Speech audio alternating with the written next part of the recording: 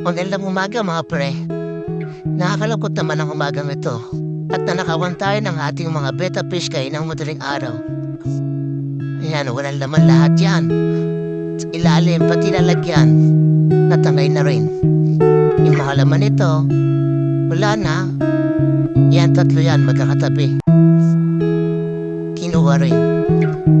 Pati yaring mga female beta ko, hindi rin pinalampas. Yan, kumpleto dapat yan. Puro kulang na.